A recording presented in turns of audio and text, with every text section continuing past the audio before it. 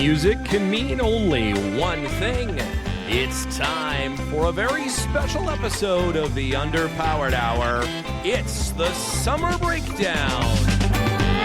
This time, Jenna and Ike go on an expedition to the most exotic of car shows, Pebble Beach.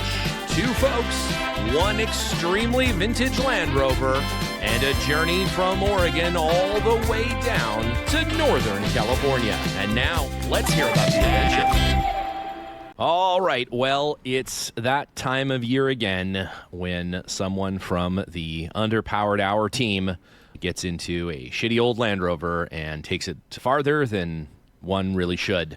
And this year, you, Ike, and Jenna, who are obviously both with me today, took a very special series Land Rover, went to a pretty incredible destination, and that is, of course, your Expedition Pebble Beach, if you will. And so take us through it. What vehicle, first of all, did you embark on this epic journey in? Well, it all starts with a phone call, as many journeys do. So we got the phone call from JLR Classic, and they wanted to display an expedition vehicle that was in our shop, a 1960 Series 2 109, also known as the Cambridge Transamerica Expedition truck. So they were interested in curating a collection of famous expedition vehicles for their display at Pebble Beach. So for the last couple years, they've been doing a display of notable Land Rovers at the Classic Car Show there at Pebble Beach, which is pretty cool because they don't really have, they haven't had historically a lot of four-wheel drive vehicles, if any four-wheel drive vehicles at the show. So it was pretty cool to see them step up and, put Land Rovers in that context, Oh, for sure. And last year, for those who weren't there, didn't make it, didn't know, it was all vehicles of Her Majesty, Queen Elizabeth. What was the theme this year? The theme this year was, again, famous expedition vehicles. So one of them was Pollyanna, the Barbara Toys 80-inch that she drove all over the Middle East and circumnavigated the world and so forth. So she drove around Australia and the United States, et cetera, et cetera. So that vehicle was there, really cool. They shipped that vehicle over from the UK. And then Oxford, famous for the first overland expedition from London to Singapore. That's right. That was also there. And then Grizzly Torque, which we renamed Grizzly Twerk. And that one is a round-the-world Series 1 ambulance that was driven by Bristol Foster and Robert Bateman around the world in the 50s. And then the Cambridge Transamerica Expedition Series 2, which drove from Tierra del Fuego to Alaska. Right. And then they also had the Darien Gap Range Rover, which I got to drive a little bit, which was a pretty famous vehicle. Right. It also drove from Tierra del Fuego to Alaska, but it most famously went through the Darien Gap with the help of 3,000 British soldiers and air support and dynamite and chainsaws and all these things. So that's a pretty crazy expedition. And so that was there. And then they had a Camel Trophy 110. And they had the Route de Maya. The Route de Maya 110. Right? NAS Spec 110. Yeah, that's and then they cool. also had a Longitude Expedition Discovery. Oh, right. Yeah, that's right. And then they had the Silk Road Hybrid Range Rover. Did you mention the Great Divide? Oh, I did not. There was also a Great Divide Range Rover Classic, which is kind of famous in the North American market because it was part of the reintroduction scheme of Land Rover into the U.S. market. So that's right. There was a Great Divide Range Rover there, one of the original 8. It had all the graphics and bull bar and special features and all that stuff. It was pretty cool. Super cool. Wow, that sounds super neat. It's quite the lineup. Yeah, and you guys, of course, brought your car, but unlike the rest of those cars, to be fair, some of them came from the UK, so pretty hard to make that drive. But you decided to drive your car down there. Yeah. How many cars do you think on the Pebble Beach lawn on Sunday were driven from where they live to Pebble Beach? I didn't get a total count, but I do know that there is, I guess, a sub-event that involves driving your car to Pebble Beach. And so I think there was a group that came from Seattle. Oh, okay, cool. So there was a fellow with a late 30s Bentley that drove from Seattle. I talked to him for a little while. So it was definitely unusual, though. Not too many cars drive there. If you're not familiar, Pebble Beach Car Show is one of the premier car shows in the world, if not the biggest, best, fanciest car show in the whole world. And so people really do apply and ship their vehicles from all over. I think 22 countries were represented this year. Wow. I talked to a guy from India who had applied to be at the show, and he was accepted. And he was like, I had to ship he had like a 1958 Chrysler Imperial limousine, this huge car. Oh, my God. And he and his dad shipped it from India just for the show. Just for boy. the show. Wow. So, that's not cheap. Pretty crazy. And, there's all kind. I mean, you get tired of looking at $10 million cars. It's like there's just an incredible amount of really fancy, really expensive, really interesting vehicles, and some of them are just over the top. And so this year's Best in Show winner was totally over the top. It was what was it? Hispano Souza that had a mahogany body riveted to an aluminum shell, and it was a pretty incredible car. It was really amazing. Yeah, check out the pictures of that thing. But so we decided to drive. But there was one more car that wasn't it a car that won last year? I don't remember if they won overall or if they just won one of the classes, but they actually drove the winning car cross country this year to get to the event. I think that there was a Bugatti that did some sort of drive like that, but I don't remember exactly which one it was. But it was a 30s Bugatti. Yeah, and it went, I think, all the way cross country. Were they accompanied by a team of Freelanders? I don't know. Yeah. Or a fleet of trucks. Just a brief note. I understand that there is a Freelander expedition to India. Yes. There is. And we got to talk about that in an upcoming episode. That'll be in an upcoming episode. And some very special friends on that one. Holy moly. What an incredibly stupid thing to do with your Freelander. And I am so extraordinarily jealous of we thought that the Freelander trip across the United States was silly. This is next level silly. Nothing compared to this, and certainly some top men on that trip. There's the country's best at work there for sure. So I can't wait. We'll talk about that for sure. And obviously, when if that team ever arrives back in the UK, we'll have to get on the show and talk about it. But in the meantime, let's talk about getting that expedition car down to the beautiful Pebble Beach there in Northern California from His Majesty's Oregon. How'd that go? I would say, just to give a brief impression, overall it went really well. It's a good car. We've taken it on a bunch of trips, and, we hadn't taken it on a trip in some time, so we did some prep work, dusted it off a little bit, changed the fluids, adjusted the brakes, checked the timing, various things that it needed. Yep. But really, it was a trooper. But I will say one thing that you got to be aware of with this car is it's a full hardtop 109 with a lift gate, and so it is a noisy car. It rattles a lot. It's a Series 2, so it has that crazy lift gate linkage. Yep. That just buzzes and rattles like crazy, and it's a big aluminum drum, so it just like everything resonates in that vehicle. So it's a little bit tedious in that regard, but it sure did well. It was very hot when we left, so we decided to take the coastal route. And drive down the coast, which was lovely. The weather was really perfect, and we just chugged along at a relatively slow rate. Now we did have one, and pretty early we had a hiccup that we were a little concerned about. We decided to go out to the coast because we were at the coast, and we decided to go out to the ocean. So we drove onto the beach there, which is a nice thing you can do on the Oregon coast. So we drove out there, and we just put some new Michelin XCL tires on it, which are pretty narrow. And they were inflated to full 45 PSI. Yes. So slippery, hard new tires. Yeah, Jenna was like, I think we should air down because of the sand. And I was like, it'll be fine. But because it had been so warm, the sand had dried out, and so it was super dry, like sugary sand. Yeah. Immediately got bogged in the sand. So first job was to air down to 15 PSI so we could roam around on the sand. But then it was great. Then it was great. Yeah. Then it was great.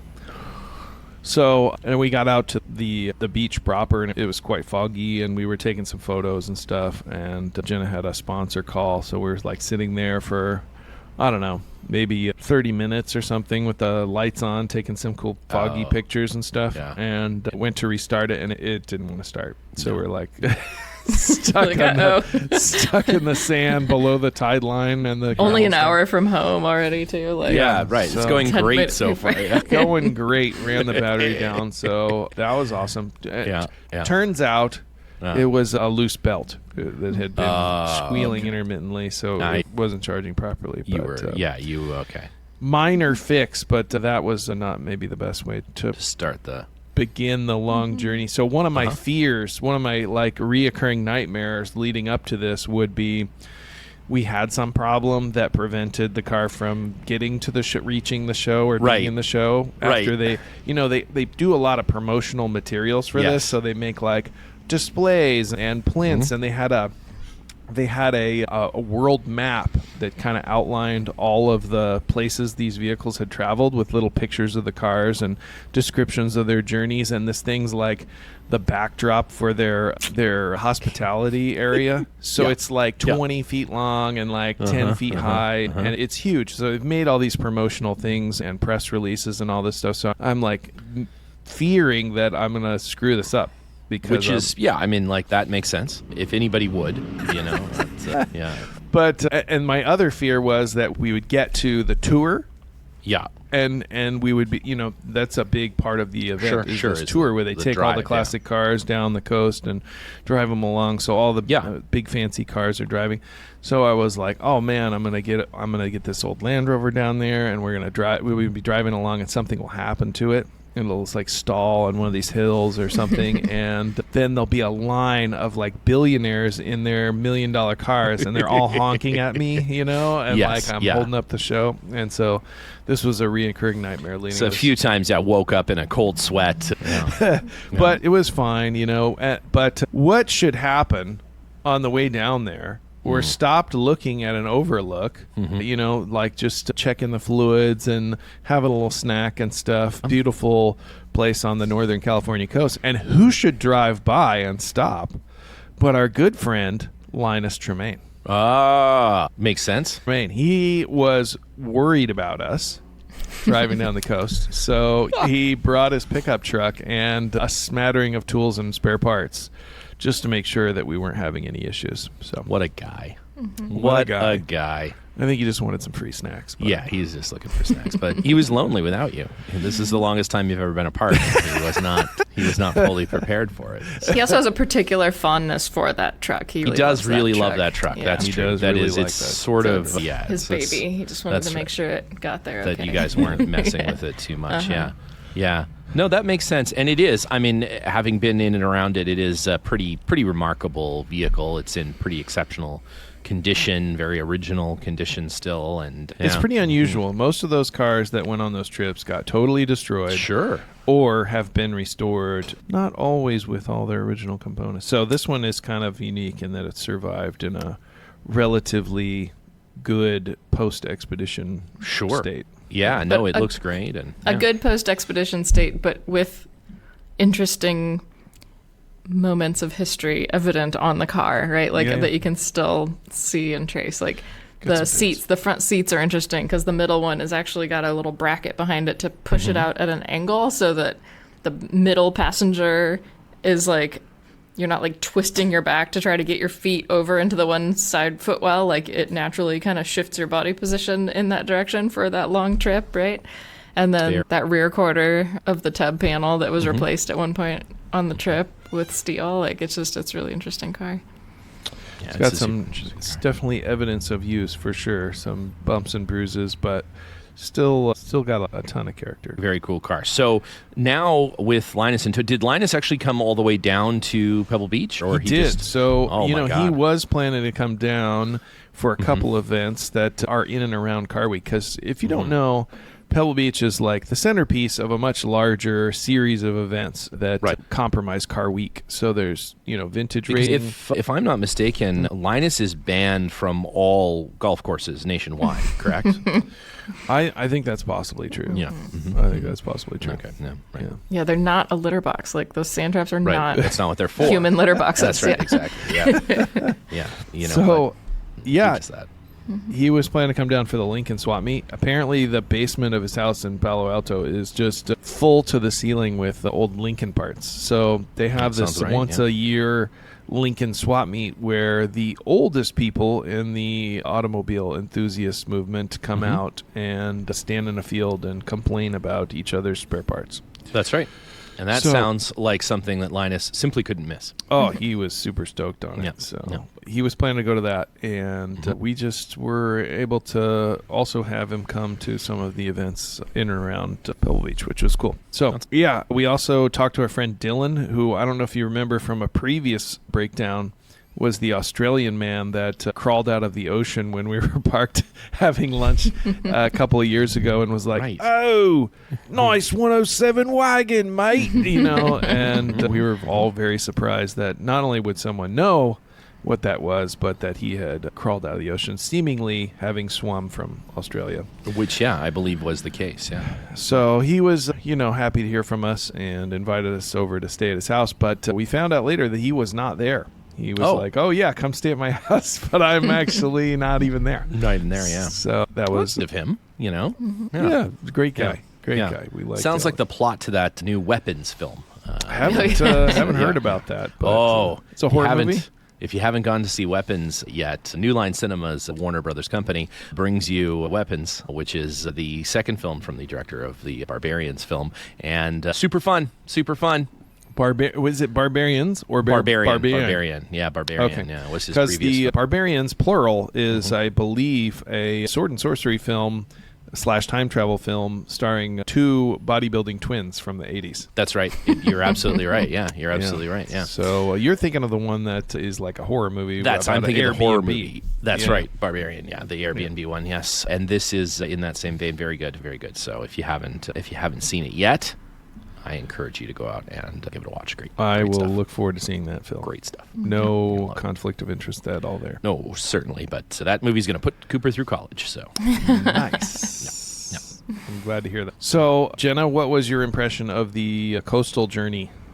It was a delight. A delight. We hit a bunch of cool landmarks along the way. We took our time. We stopped, with the crazy roadside attractions like there's like a dinosaur park that's like got fake crazy dinosaurs. You gotta have that. You gotta get the picture with that. We stopped at, the Paul Bunyan, the Blue Ox, the big statues. Trees of Mystery. Yeah, we went through the redwoods, which was really nice. Obviously, beautiful coastal spots. Yeah. Quick note, they have fenced off Babe the Blue Ox. There's the huge statue on the California coast. You got Paul Bunyan and Babe the Blue Ox. So they have fenced off Babe the Blue Ox because too many people were stroking his balls. So they were causing damage to the fiberglass statue, and they had to fence it off. I think they're restoring them. They're restoring just the balls? I think so, yeah. And that's a specialty trade, right? Like ball restoration.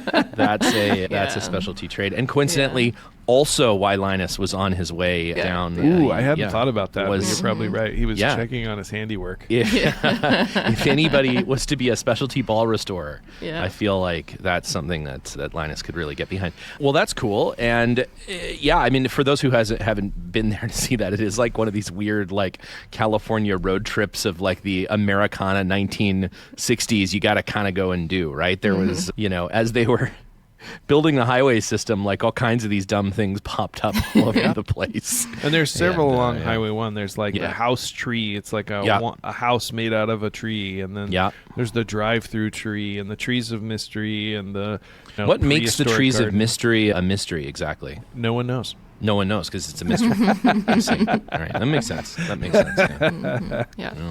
We did, just for peace of mind, after our battery incident on the beach, we did buy a spare battery along the way, and we stopped at 3 Napas en route, and got a variety of belts because nobody seemed to have quite the right belt, and got that battery, which came in handy later. Foreshadowing here. But all in all, it went really smooth. We had a lovely evening camping, just open air out in the redwoods one night on the way down. Yeah, we camped in the Humboldt Redwood Park, which was very nice. Big trees. If you haven't been there, highly recommend it. We run into a lot of people who have been on the California coast and not seen the redwood trees, which, you got to go. You do. Yeah. You have to. Once in your life, you need to check out the California redwoods. It is a religious experience in there. There's some pretty amazing It's like the terrain. largest living things on Earth. Pretty crazy. That's right. Yeah, absolutely. So we saw that, and then we had to cut over to Highway 101, which is not as cool. It's not along the coast. No, very much not along the coast. I mean, it's okay, but it's not as great as Highway 1, which is one of the more spectacular road trips in the entire world. All right, so post Redwoods, Yes. then you're in the area then at that point. Of course, this takes place in Monterey. That's right. It does. So Yeah. we stopped in Walnut Creek, California, to see Creek? our Walnut South Grove. African friends. Our friend Keenan is in South Africa, and he very generously lent us his new Defender 110. Nice. So we were concerned that with the 109 in the show and being stored by Land Rover for Of a course. few events, that we would not have access to it and no transportation. So he was kind enough to loan us his 110, which was actually really nice, super nice, because they keep all the vehicles in display in Yes. like a super secret tent. That's right. And you're not supposed to take pictures or, all these things before the show because they're like unveiling all these, restorations that people have been working on for years at the show. Because this cycle, even though there's a show every year, the cycle of cars, typically takes a lot longer than that. Like oftentimes it'll take many years to restore a car. So, Yeah. people start these projects years in advance of showing them at Pebble Beach, which is cool. You get to see the culmination of all these craftspeople's efforts. And they are. I mean, there are cars there that are just, eye-watering, how cool they are and rare and people who really are really into it. People who are into Duesenbergs in a way that nobody is into anything. And yeah, it's just great, probably the world's, sort of highest concentration of Duesenbergs are probably there that week or things powered with Merlin engines or whatever, right? They've got all that kind of weird, car vintage, super vintage. It's a really crazy cross section because you have those crazy early teens cars, 20s cars with wacky, lots of visible linkages and gears and squeezy ball horns and just crazy steam, also Stanley Steamer, right? Yeah, Crazy early cars. Yeah. And really cool early race cars, big open wheel, you look like little bobbleheads, kind of like a airplane cockpit almost, Yeah. Yep. Front, two people front and back.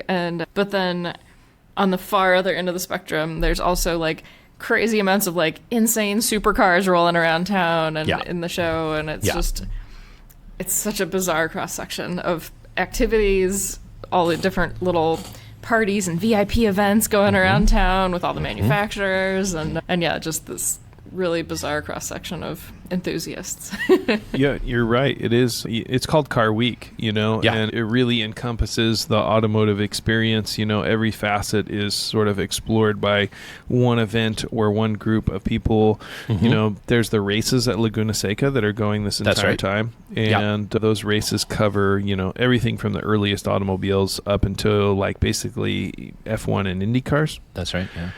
So they have all these people that are super into racing. There's pits. There's the racing in front of your hotel at 2:30 in the morning. That does happen. So much of that. So you have those people that are, they've rented a supercar for the week and they are driving around Monterey and they're revving their engine to the rev limiter.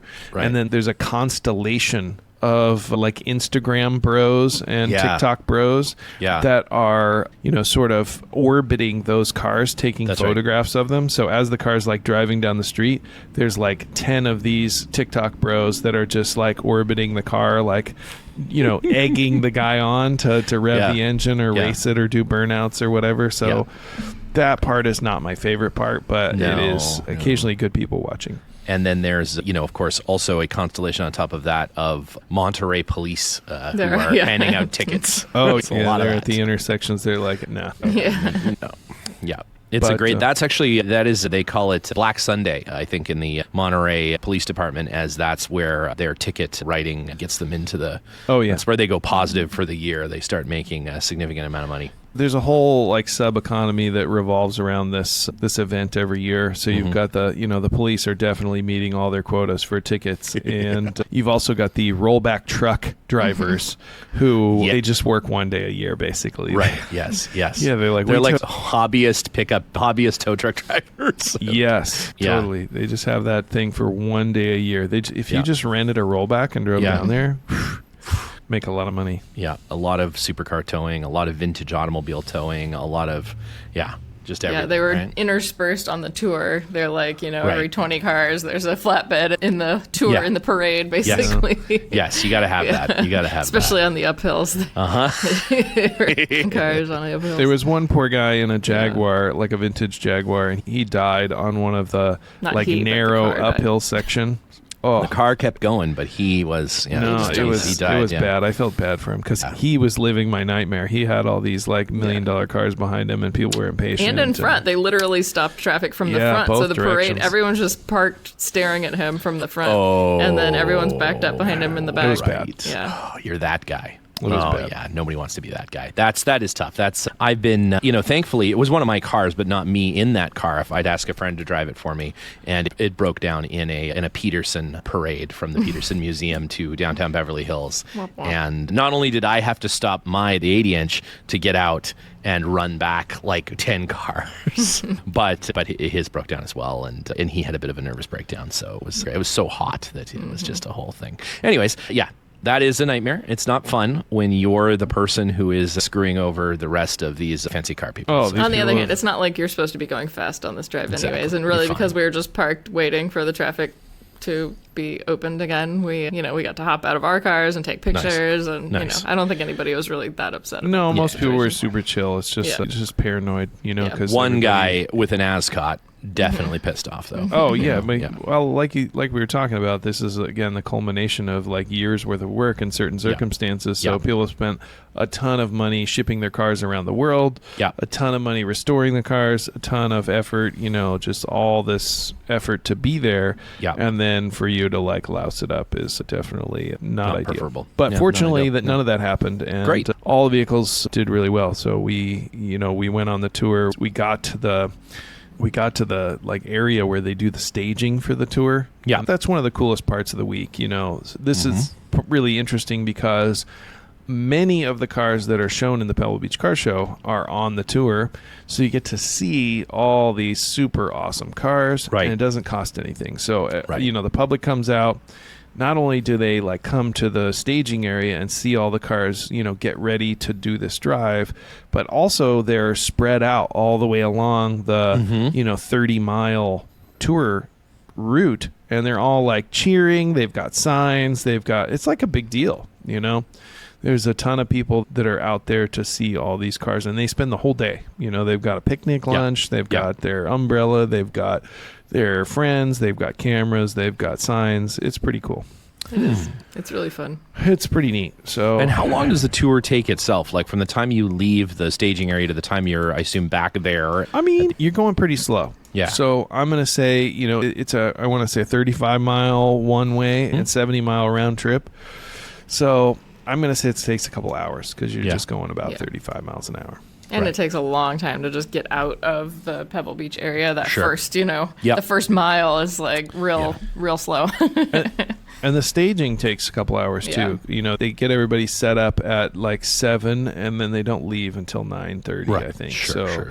That gives people an opportunity to, talk, see their friends. We saw a ton of people we knew. Figure out why their car won't start. Yeah, get their driving goggles adjusted just so. Get the steam all built up to temperature. Get a good head of steam going. That's important. We're laughing, but it's true. No, it is true. It is, and that's the thing. And then that can be right beside a car that had been recently restored for the better part of $500,000 or something, and right beside a car like the Expedition cars, like the Land Rover Expedition cars, that are completely original and in many cases have never been touched for the most part, it's just super cool. I think most people think like it's very hoity, like very only the most restored of chip-foosed cars in the world, but it's a pretty diverse set of cars. Pretty Well, cool. I think the preservation class and preservation cars have really, come on strong in the last few years. Yeah. I think there was a time, especially in the 90s and early 2000s, where it was like strictly the most over-restored, fanciest cars possible, which is fine. That's cool, but it's definitely gotten more diverse, and that's pretty interesting. The number of cars that are there that are celebrated by enthusiasts all over is definitely getting more interesting. That's awesome. So let's talk about the day, the actual Sunday event. I'm going to back up because we Uh-oh. skipped a lot of stuff. Oh, yeah. We've skipped a lot of stuff because this tour happens on Thursday, right? Oh, I thought it was on Friday. It's not. It's on Oh, Thursday. okay. So there's several other days of events that happen in between there. And so we went to a few of those. We went to the Concourse of Lemons, which Oh, of you've been course. to, It's an event there, right? yeah. And this year there were some spectacular entries, Yeah. some really incredibly bad cars. So the Concourse of Lemons celebrates the worst of automobiles and Or automobile wacky. engineering. Worst wacky. They're not all bad, but That's just like the- wacky, quirky. I think I'm just, that's their self-description. Yeah, They're yeah. celebrating the worst. The winner is the worst in show. Right. And there's also the most likely to catch fire, most likely to Yeah. result in a lawsuit. Right. Great event. And it's really fun to see. sponsored by an insurance company, right? Is that Isn't it Haggerty? I don't know, but Yeah. probably. They get on the mic and they make announcements periodically, and they say things like, if you have brought a car to our car show and you don't want to take it home with you, which we wouldn't blame you because these cars are awful, you can donate it to this charity. They have it set up pretty well where it's a good event for a good cause, and we really like going every year. You really see some just really stupid vehicles. This year there was a Lincoln Mark V Continental Cartier Edition, made into a pickup truck. Oh, cool. There was, several really awful Citroens. There was a really rusty Citroen Traction Avant that was just a miserable car. Miserable car. Yeah. There was some Russian vehicles. There was a Land Rover 6x6 Defender, Australian, pre-Parenti. Yeah. That our friend Henry brought. Henry is cool. in the Mendo group, and he's got a little Land Rover collection down there. So it was fun to see him with his Land Rover. And then there was a Jaguar that was sort of a tongue-in-cheek, mockery of the current Jaguar ad campaign. Oh, fantastic. And Pretty funny. the lady was dressed up like one of the people in the ads with a really like brightly colored, sort of silk outfit. And they had the tagline for the Jaguar ad is like copy nothing or whatever. Yes. So they had sell nothing on the on the window of the Jaguar. Yeah, okay. She had a bunch of different signs like that, though. Yeah. That's awesome. Yeah, it was That's like copy awesome. breaks, like live vivid full, Yeah. just like a bunch of really silly stuff. So that was fun to see. It's just a great atmosphere. And then there's another car show up the street. So you literally That's are right, at that car show and you just walk to another one, and it's so on and so forth. And I feel like you could just do that all day if you wanted to. For sure. And then on Saturday, we went to the forum speech. Michael Bishop and Tom Pickford Right, gave, yeah, of and course. Scott Brady from Expedition Portal. Yeah, I know Scott well. Yeah, Scott's a And good guy. Jeff Ahuden, they all did a panel discussion about expedition vehicles. So they showed And the Ahuden was the moderator, yeah? Yeah. Ahuden, asked Jeff some was good the questions and moderator. stuff, Yeah, Jeff's really involved in this event, and he did a great job putting on this thing. And it's a big deal to just get this all organized and to set this up. So definitely impressed. They took it up a notch from last year. So It's that so was cool really that JLR is chosen this as an event to sponsor, which of course they do that with tennis, they do that with all kinds of stuff, right? With Range Rover and with Defender. But the fact that they sponsor this event and that they bring these classic, sort of historically important Land Rovers is super cool, that is super cool. There are a lot of manufacturers that show up. Mercedes shows up, Bugatti, Lamborghini. BMW. They all have a presence there, and they generally have like a space where they exhibit their new cars, and they have sometimes these luxury experience houses that they rent and show various vehicles. But Land Rover has has done something unique, which is participate in the centerpiece of this event, which is the Pebble Beach Car Show. And, Pebble Beach Car Show is really for vintage cars. There's not a lot of new cars on display for that particular show. You're not really allowed to have new cars on Exactly. display. Yeah. And so what do you do if you want to participate in that? You have to bring, classic vehicles, and they do. And that's cool because they're the only manufacturer that really participates in that. The Quail is a little bit different. I haven't been to the Quail Car Show, but I feel like the manufacturers, participate and show new cars at that quite a bit. Sure. Yeah, I think JLR had a Jaguar booth over at the Quail. Yeah. Right, that makes sense, yeah. Yeah, they did have some new cars there at the Range Rover House, right? They had cars at the Range Rover House, but only Range Rovers. So they put the Darien Gap Range Rover on display. Oh, cool. They had Neat. our good friend Bob Steele's Range Rover two-door on display. Yes, that's right. Just outside the bathroom. So Right, that makes sense. in a cool way. Was Bob also on display? Bob was also on display. Yeah, Bob great. was in peak form. On full display. That's great. Yeah. Yeah, He that's just great. forgot his cowboy hat. That was the only... Oh, He that was is disappointed he forgot his cowboy hat. But Bob was there, and Yeah. so it was great to see Bob. And Jeff Aronson was there. Oh, fantastic. And Scott Preston was there. Oh, Greg. that's great. and Greg Fitzgerald was there. Oh. Linus was there. Alex Yeah. Massey from the UK was there. Yes. Tom Pickford, Michael Bishop. The crew was there. And, I know. It's the year I go, nobody goes. The year I don't go, everybody goes. It seems as though they're trying to tell me something. So we went to Range Rover House, and they had a whole thing. Of course, the the unveiling. the Aslamore. the Asilomar. The Aslamore edition Range Rover, which Liza and I talked about last week, all of the fancy features and wibbles and wobbles and things of that particular vehicle. They unveiled that car, and it's a aesthetics package for the most part. It's like fancy paint, fancy interior, fancy specifications. I do love a two-tone paint, though, man. That has always looked good on a fancy car. It does have the two-tone paint, And and it it's like has a metallic blue. Yeah. Custom champagne flutes Yes. Yeah. in the little cabinet. In The little whale rear seat. tail You tray. get a set of golf clubs if you buy it.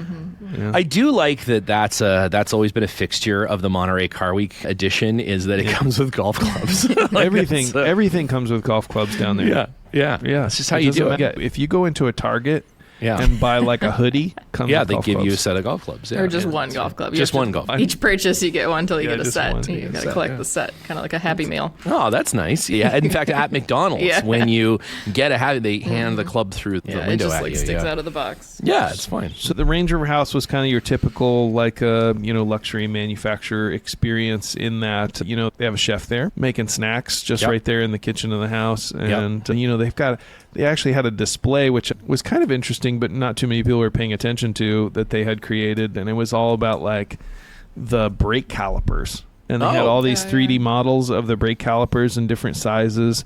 And they had like a box of metal shavings, a clear box of metal shavings that was supposed to represent all the material that they had removed from this machining process. So I think that maybe didn't interest the crowd that was there, but I found it to be pretty interesting. They had these like balls of material. So one was like a standard caliper, and you got to kind of feel what that would weigh, and then what the caliper was with the material they were using, which was quite a bit lighter. And same with the wheels. They had similar displays of all the different wheels that they were making. Oh, that's cool. Well, that's good because the Range Rover, of course, the new Range Rover is all wheel. There's no tire, All just wheels. wheel. Yeah, Just it's wheel. just Going back to buggy days. Yeah, starting it's to like look a couple like one of wraps those of duct shirts. tape around there. Yeah, exactly. Yeah, it's just no tires at all, just wheels. So after Range Rover House, the executive dudes, they decided that they were going to go out to the bars. Oh, Yeah, so our good friend Joe Eberhardt was leading the charge. that's well, as we know, Joe can cut loose. Celebrating the success of this unveiling. And we were lightweights and we didn't go, but we heard all about it from Alex Massey, who went along. Oh, of course he And, did. Yeah. Uh-huh. So they went out. Did he give Joe a piggyback ride at any point? No, I think No? that is in the JLR bylaws now. Right. You It's will- gone into the employee handbook. Yeah. no riding on the shoulders. No Wyclef rides. No, but they were out late, and then we had to get up super early the next day. I think it was pretty intense for everyone. I can only imagine. Well, that's amazing. So what else was part of the Monterey weekend there before we get to the show itself? Well, we also went to the unveiling of the new Jaguar, which Oh, has been so controversial. So many, articles and videos made about this car. So many presidential tweets.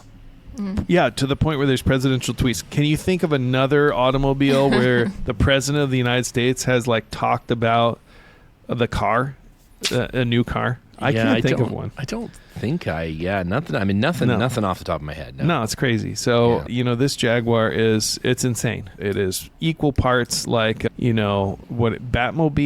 and it's like the race car, like the Mach 5 from Speed Racer. That's it's right, a wild looking car. It's really crazy. Yeah. And of course it's a prototype, so it doesn't have all the equipment that you would necessarily need on a car. Like there's no rear view mirrors, there's no bumpers. There's it's really the ultimate in reductive design. Oh, it is. It really is. Mm-hmm. And they, have spent, $400 million lighting this car, and it's a prototype. Yes, that's right. Yeah. And the U2 stage crew has been in for the last 2 weeks lighting it. Yeah. So it does seem like it's some new recipe for the color blue. It is so blue. I feel like, with the various new paint colors that have come out over the handful of years, this is some sort of new formula. I don't know if that's true, but that's what it felt like. It was just so saturated. It was really interesting. I think part of that was the lighting and part of that was the paint. Clearly, and the backdrop. They put a lot of time and effort into unveiling this car. And, it's a big deal for Jaguar. It's their, the last hurrah, potentially. It's everything for Jaguar, It's everything for Jaguar. Yeah. So that was interesting to see. Lots of photographers there taking pictures of this thing. Met some really neat people that were there just out of curiosity, because this thing has just made so much controversy in the automobile design world. And the one that I think that they initially showed in the advertisements was maybe a pink car. Is that right? That's right, yeah. So this was the blue car. This was the gender reveal, if you will. Oh, right. Yeah. Of the new Jaguar. Of new Jaguars, yeah. Oh, what did you think? I mean, up close and in person, what's your impression? You couldn't get up to it very close unless you were some sort of Instagram model. They had some of those that they were allowing near the car to photograph it, but they had it roped off, so you'd only get within maybe 15, 20 feet of the thing. Oh, okay. And you weren't on that list of Instagram models? I made a scene, but ultimately I was not chosen. Oh, that's too bad. I would have thought that pictures of you next to that car would have been something that JLR was really targeting from a marketing standpoint, Apparently not. No, that's too bad. That's too bad. I feel like you're the key demographic for that car, too. Demographic? Yeah. Well, you do love a totem, I do. Did they allow you to interact with any of the spiritual totems that are stored? They didn't have any on display there, to be honest. No. That's too bad. Like a magical Keebler tree in that car. You just put your action figures in there and go for a drive. Pretty much. Yeah. Well, it sounds great. So then, of course, Sunday, the big day. The real deal. How does that day start? I know a little bit because I was there last year, but for those who've not experienced a Pebble Beach, how do all those cars get out there? So a lot of those cars are stored very near to the venue. They have them. All these transport trucks are there. So everywhere you look in town, everywhere you drive by, if there's a space that will accommodate a semi, a car hauler, there is a car hauler, a semi in that space because all those guys are just looking for parking. So there's hundreds of these semis, enclosed car haulers to haul all these fancy cars down there. And so some of them are in the trucks, some of them are in tents around the area, and then, for a very few, they're just people are driving them. So, yeah, right.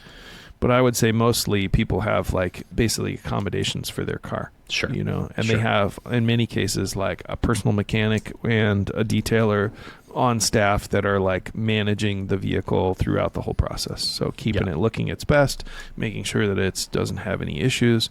But it really does, in certain circumstances, take that many people to operate and keep the cars looking good. That's crazy. Just crazy. And so you guys start with a drive out there, yeah? You do a little so parade. there's like a ceremonial like positioning of the vehicles on the field, and they have it all like laid out. So they have like little marks on the grass where all the cars are supposed to go, and the cars are, have to have enough room between them so that everybody can walk around them, because this is a huge crowd.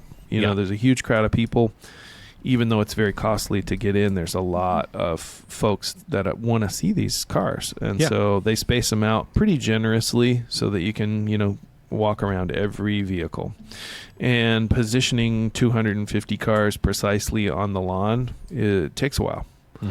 So you basically show up and they stage the cars in a big line, the line in which they want to put them on the field. Yeah. And they do a great job of keeping all of that coordinated. There's a ton of marshals, and they all have little outfits and straw hats and, intercoms, and, they tell you when to go and where to go and who to listen to and so forth. And they did a great job, except they almost had me back into a man in a wheelchair. But oops. Well, yeah. They were like, okay, go ahead, back up. I was like, there's a guy in a wheelchair right behind me, so no. But that whole experience is also a very ceremonial procession. So it's not just the marshals out there. Like, there are a lot of people that come to watch this procession and take pictures. And it's not just like parking at a football game. Right. No, and not at all. Yeah. And it's called Dawn Patrol. Ooh. And actually in the spectators, there's some, like, they get hats or something special. The first however many of them who show up to Dawn Patrol get some special swag. So they're, trying to get there early and trying to get in good positions to be able to watch all the cars and photograph the cars. And I think a lot of journalists and photographers, who are doing this as a hustle are trying to get really primo spots to catch all the cars as they're driving onto the field. That's true. Yeah. And they do, it is a ceremonial procession, and there is a lot of press, a lot of journalists there. And they also drive by, the sort of famous lodge at Pebble Beach, so you go through the courtyard there, and it's a whole thing. It's a ritual, and they do the same thing every year, and they put all the cars out onto the field, and then the crowds are there. By the time you got the cars parked, there's 50,000 ladies in giant hats that are just scouring the place. And that's part of the reason for the car gaps, right? So you can get two giant hats between the cars. It really is, yeah. People really dress up, there's different schools of thought. In the fashion department, I think there's even awards for fashion, but a lot of people dress up. A lot of people dress up in vintage clothing. A lot of people have, really elaborate outfits. Some people, there was some people that had coordinated outfits, so there was like a whole group of dudes with these sheepskin leather jackets and funky hats, and there's guys dressed like mechanics from the 20s with little flat caps on, and race car driving outfits, vintage race car driving outfits. Nice. And it's like cosplay, Ren Fair for car people. For car people, yeah, it's Comic-Con for car people. Mm-hmm. Yeah, that's great. Any stormtroopers? I didn't see any. Okay. You would have been. You would have been out of place, but I would have definitely, it's not a convention unless somebody's dressed like a stormtrooper. Mm-hmm. That's just how I have experienced it. And so who did the drives of what cars out there onto the lawn? I don't know who was in every car. Mm-hmm. I only know the car that I was in and the one that Jenna was in, really. I guess Mr. Pickford, I think, drove the Pollyanna. And then I think Bishop was in First Overland. I think Bishop drove Oxford. And then Jenna drove Cambridge. And then I drove the Darien Gap Range Rover. Cool. And I think a Hooden might have driven the Camel 110. Oh, Jesus. Jeff might have it was driven either a that. Hooden or Scott Brady. I'm not sure. Yeah, I think Scott drove it on the tour. Yeah, maybe that's I think true. Scott drove it on the tour. One thing that we failed to mention is the hybrid Silk Road Range Rover did experience, apparently because it's been on display for some time, the batteries maybe weren't totally up to 100% of their capacity, and so there were a few periods where the batteries were acting up a bit. I see. The hybrid batteries. And cue the spare battery that we brought. So the spare battery that we brought rescued the Silk Road Range Rover in a couple circumstances. The newest, most highest, techest Range Rover. Yeah, that did happen. But, to be fair, that is a prototype vehicle, and it hasn't been used in a while, so it's not terribly surprised. That's very handy. Cool. We had that battery. It was super handy that we had it. They were like, yeah, we would actually like to borrow that. We are going to borrow your battery for this Range Rover.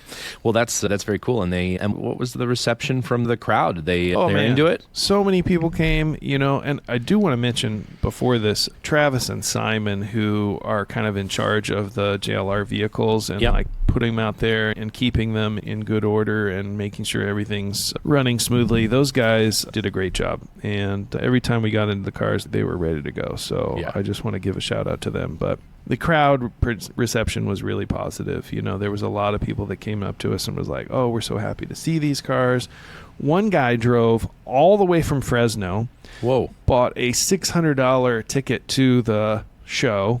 And then he came and he beelined it straight for Oxford. This is the car that he wanted to see. Nice. He has the Series 2A. He comes up to me and he's like, do you think there's any way that I would be allowed to sit in this car?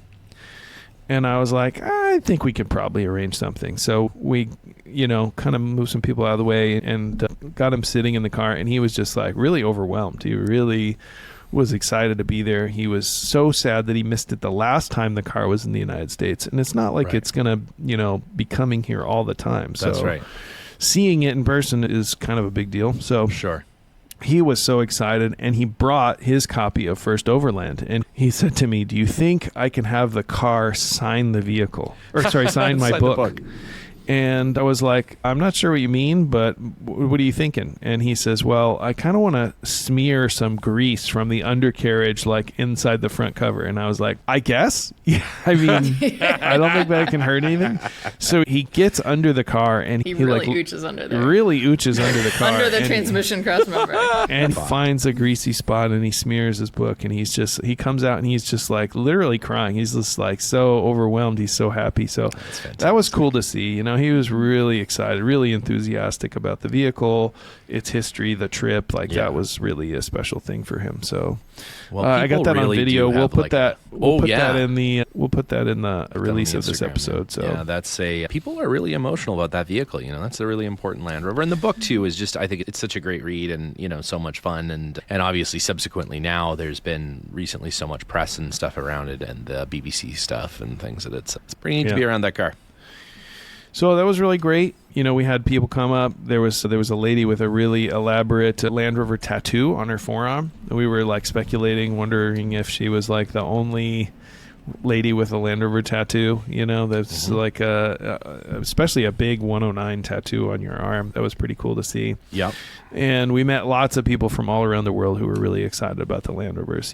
People from the UK, people from Australia, people from South Africa. Land Rover does a really good job with the hospitality tent there, and it really is just a oasis, a nexus. You have this hot sun beating down on all these car people, and they're in their fancy outfits and makeups, and they're all starting to just sort of melt a little bit. But Land Rover has a great hospitality tent, and it really was a nice spot for some good conversations with some neat folks. That's awesome. And it's also, the Land Rover exhibit is at the far end of the golf course. So, you've got the whole car show. People work their whole way through it. But really, the Land Rover display is along the edge. So, it has the backdrop of the ocean. Right. It's really magical because it's not just in a sea of other cars. It really just has this beautiful backdrop. And it is. It's in such a nice spot. That's a real primo deal. I mean, I guess that's a sponsored area, right, if you will. So I guess it makes sense that it would be really nice. But it is. It's just it's a really cool spot, I do worry about backing up a little bit too far and putting one of those super famous Land Rovers into the ocean. Yeah, it's just part of its story. Yeah, that's right. It's just part of its story, yeah. I think one of the really cool things was just, especially you noticed it on the tour, but even just when we were leaving, even in the procession and off of the golf course, you start to glaze over after the 150th really shiny restored car, right? They're all amazing, they're all beautiful, they're all exquisite examples of these vehicles, but also unless you really know the different models, they kind of start looking the same, at least to me at some point. I just glaze over. And so people would be they're watching all these cars and they're excited and whatever, but then the amount of the change in their expressions when the Land Rovers come, and that's just these completely different, right? Something completely different looking and adventure-y and a little crusty, that they would just get so excited. It was really fun to watch, and people would holler this is the best thing here, and obviously it's really about perspective, but I think it was just really fun to see that transformation on people's faces. Sure, yeah, absolutely. That's awesome. I mean, I think it is. It's just kind of like a magic event, right? Like you're seeing things there that you may never see again, right? Like, I mean, some of those things don't see the light of day except for that event or events like that. And they're all locked up in like super private collections. Yeah. And, it is definitely a special thing to see those vehicles. Very cool. Well, besides the Land Rovers, what did you see this year on the Sunday event on the lawn there that was really remarkable? I know last year there was some cool stuff. What turned your crank, if you will, this year? There's a locomobile in the preservation class that I really like. It's original paint. It's actually out of the same car collection that Linus's Lincoln's out of, and it was preserved to a really high level. It's a very rare car. It's a boat tail speedster locomobile, probably like a early 20s car, and it just really has a presence, that is super special. And it's got nice like patina. Exposed exhaust pipes, great patina, all the details are just like high level. It's got a really cool big spotlight on the running board. Neat car. So I'm talking to a friend of mine, Max, and he's like an expert on pre-war cars, and I'm like, how are those locomobiles to drive? And he's like, they're terrible, but I still love that car. It is a really amazing car. Wooden wheels, really a special cool car. I like that one a lot. There was also another Pierce Arrow that, cosmetically was maybe not my favorite, but it was very interesting. It was like a teens car. And, a lot of those teens cars are small and spindly and like, almost delicate, fragile looking. Yeah. This one is more like almost a big carriage, and it sort of had that same shape where it's like the body of it, the cab, if you will, is very round and large. And so getting in and out of it, unlike a lot of these little tiny cars, it was like pretty easy, but their proportions were very different, and they hadn't quite figured out where everything should go. So all the dashboard controls are really far away from the driver. Like the steering column is very long. And so you can't reach any of the controls on the dashboard. And you're like, how does that work? And he's like, I'll show you. So you enter the car from the left side, you open the door, and it's quite spacious inside, and you step into the vehicle, and there's a tiny little jump seat that's next to the dash, and you like set all your controls and you do your starting procedure from this like basically engineer's seat, and you get the car going, and then you move to the driver's seat, and the passenger seats are like behind the driver. And another thing that was interesting about it is all the windows in the entire car rolled down. So the side windows for the doors, of course, rolled down. The cab windows behind that rolled down. And even the rear window, like the rear partition window, that also rolled down. So it was really actually, pretty open and airy. Especially for some of those early enclosed cars, they seem kind of stuffy. They're like a little bit of a coffin-looking kind of situation. Yeah, so that was a really neat car, and we were fortunate the owner was willing to show it to us. So I enjoyed that from visually, I didn't find it attractive. It was kind of an ugly car, but it had so many interesting different features that you were not used to seeing that I really enjoyed that vehicle. I think that's how I describe myself to people as well. Sorry, what were you saying, Jenna? When we were lining up for the tour, there was a car behind us behind the Land Rover grouping, which was this really beautiful silvery blue Aston Martin race car. I'd drive that. Yeah. There was a 49 Aston Martin race car that was super cool. Oh, it was so pretty. Cool. I feel like weren't the front wheels bigger than the back? Like somehow the proportions, I don't know. It was really crazy. It was cool. Definitely looked pretty muscular. Mm-hmm. Yeah. It was an big wire wheels, aggressive really looking car without wheels. looking unfriendly. It's just like sort of a happy color. Yeah, that's super cool. Yeah, the old race cars that's a whole separate sort of piece of the show where, last year, what was it? It was what car, they had like almost all of them there, some race car, and now, it was D-types. That was D-types that they had almost all the D-types there. There was a really nice C-type there this year, and the guy won an award. And right as he won the award, it was like they're literally videoing, it's like televised, the televised portion of the program. They're doing all the awards. They're driving the cars over the ramp. They're talking about the cars.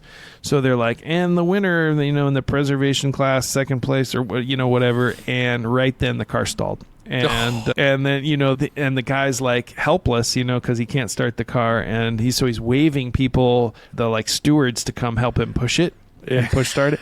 And he had brought it all the way from England. Really nice guy. Really nice guy. And I just felt terrible for him. And then the announcers start bagging on him. They were like, this race car isn't so fast today. Ha ha.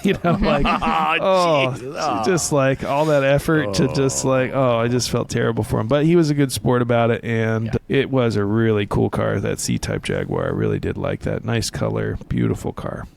Which brings me to the end, the awards ceremony. Yep. So Land Rover also participated in that. They put 3 or 4 cars in the, and they talk about each vehicle. They have an announcer comes over the loudspeaker. There's people all over the golf course watching this. There's people elevated in, on the second floor balconies of these buildings. So there's a lot of people watching. So we drove the Pollyanna car, the Oxford car, the Darien Range Rover, and the Camel car over the ramp, and they did a little talk about each of the cars. So that was a pretty cool part of it, and that was kind of the culmination of the weekend, really. Very cool. Very cool. Well, that's, again, what an amazing event. If anybody, has an opportunity to get to the old Pebble Beach in the future, it's definitely worth it. Even if you're not into Duesenbergs and whatever else, it's just an amazing opportunity to just see some really incredible automotive art and some people with some fun hats. Yeah, so it looks like next year is the 75th anniversary of the event. I wonder what they're going to do. Oh, my God. It's going to be a big deal. It's going to be a big deal. Hopefully wait. Land Rover's involved. I am excited to see. Yeah, that would be great. Well, coming up, we've got some very exciting stuff. We have obviously a lot of reveals going on around the big Rebel team, which we're getting into Rebel season here, starting up here in September. We really hit it hard, and that's going to be great. We're going to have some sponsors on. We're going to do some reveals. We're going to talk about some opportunities to come out and meet some people. In fact, you'll already have heard this. If you were at Overland Expo in Colorado this past weekend, you maybe had an opportunity to meet Liza at the Sarek booth, see the Sarek car, as we talked about last week, and that's coming down here to Southern California over the course of the next few days. Liza's going to do a cannonball run down here with that car, so preparation starts on that, and then some great guests coming up, and some more opportunities to interact with Liza and Jenna, and get some numbers on the board there as we get to it. So I'm excited, man. It's going to be amazing. It's going to be another crazy year over there at Rebel. It is going to be a crazy year. It's the 10th anniversary. Oh my goodness! All the heavy hitters are coming back. They're doing teams that have not participated for a year or two are coming back to do the 10th. I just want to point this out, Jenna. Nobody has participated for a year or two. That's true. A year. Well, I mean, who might have skipped last year and or the year before, right? Just teasing. Yeah. It's going to be great. Yeah, it's going to be a huge year, and it's going to be a lot of fun. We've got a lot of stuff coming up. We are maybe all going to be at an event here over in the UK fairly soon. So if you're into Camel Trophy cars, stay tuned for that, as some exciting announcements coming up around that as well. Or if you want to avoid us, we can give you those dates so you can make sure you're not in the area. Well, I hope to see you soon, and we'll have all the details coming up on next week's episode. Sounds like a plan. Until then, see you on the trail. Sounds good. Bye.